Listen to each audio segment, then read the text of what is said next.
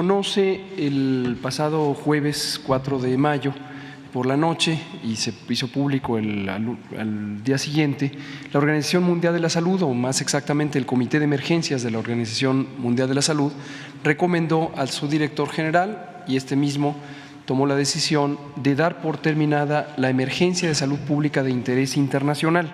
Este es el término que tiene en el Reglamento Sanitario Internacional. Y explicó las razones y las consecuencias de esta suspensión. También aclaró que termina el estado de emergencia emergencia de salud pública de interés internacional, pero que desde luego la existencia de COVID-19 como una enfermedad de carácter epidémico o el propio virus SARS-CoV-2 permanecerán seguramente de manera perpetua en la especie humana. Aquí hacemos una síntesis de los argumentos fundamentales de la Organización Mundial de la Salud para dar por terminada esta emergencia. El primero es el reconocimiento de que existe una tendencia decreciente continua de las distintas consecuencias de la epidemia, los casos, las hospitalizaciones, las defunciones asociadas con la infección por SARS-CoV-2, con COVID. Lo segundo es que en las poblaciones humanas se han alcanzado altos niveles de inmunidad, ya sea por infección o por vacuna, o ambas, por supuesto. También que las variantes actuales del virus SARS-CoV-2 son variantes menos virulentas, es decir, tienen menor capacidad de causar daño grave. Y, por último, que el manejo clínico, el tratamiento de las personas enfermas ya tiene una mejor capacidad, no solamente por la existencia de algunos medicamentos, sino también por cambios en la práctica para tomar mejores decisiones sobre cuándo intubar, cuándo no intubar, a quién hay que darle medicamentos antiinflamatorios, esteroides, a quién no, etcétera, etcétera, etcétera. El punto es que estas características se cumplen también en el territorio mexicano. De hecho, se cumplían ya desde hace varios meses, como lo habíamos venido señalando. Como se ve en la siguiente imagen, tenemos la curva epidémica que refleja el conjunto de la epidemia desde su inicio en la primera semana de marzo de 2020. Y ven ustedes las 6 olas que hemos tenido de esta enfermedad. Lo que se representa en las curvas es precisamente los casos. Y en una línea roja se representa la hospitalización, el porcentaje de personas hospitalizadas, y en la línea negra el porcentaje de personas que fallecen estando infectadas por COVID o por el virus SARS-CoV-2. Y podemos ver de manera muy clara donde está la etiqueta morada, que es cuando entró Omicron en noviembre de 2021, cuando hubo un cambio muy importante en la epidemiología de COVID-19 en México, consistente con lo que ocurrió en otros lugares del mundo.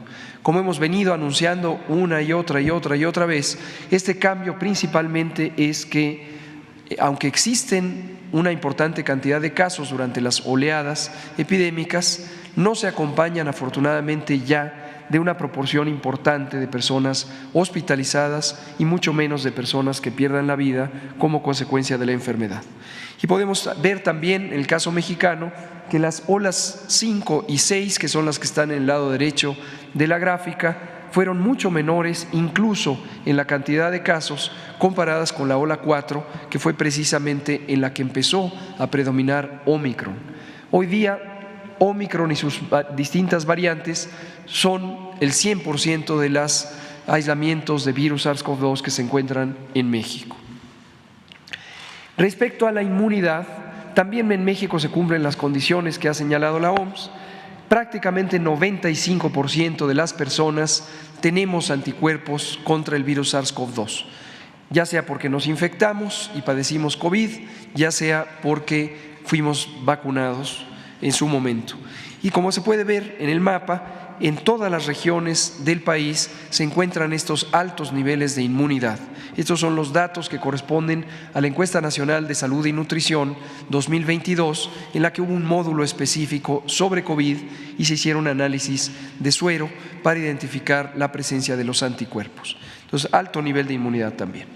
Por último, comentamos que, dado que se cumplen las características que ha considerado la OMS para suspender la emergencia de salud pública de interés internacional, también se ha tomado esta decisión para el propio país. El presidente ha firmado un decreto que pone fin a la vigencia del decreto original del 23 de marzo de 2020, en el que se estableció la situación de emergencia sanitaria asociada a COVID-19. En consecuencia, con este decreto que pone fin, tendrán que darse por suspendidas también las vigencias de los distintos acuerdos que en su momento emitió el Consejo de Salubridad General y el Secretario de Salud para instruir la acción extraordinaria en materia de salubridad general. Y en esta lista de 7 elementos comentamos lo que serán los componentes de un plan de largo plazo para el seguimiento de COVID, en la medida en que COVID-19, como lo hemos dicho repetidamente, ya se considera una enfermedad en estado endémico y ya no epidémico, es decir, permanecerá con nosotros por siempre, con altos y bajos seguramente predominando en la temporada fría del año. Algunas recomendaciones, no me detendré en cada una, que quiero destacar, son la 4, en donde México tuvo la más grande reconversión hospitalaria del mundo. Tuvimos una habilitación de 74,000 camas durante el pico máximo de la segunda ola, 11,000 de ellas en camas con ventilador, y es la experiencia más grande de reconversión hospitalaria que se haya tenido en el mundo. El Instituto Mexicano de Seguro Social fue la institución que más contribuyó a esta reconversión.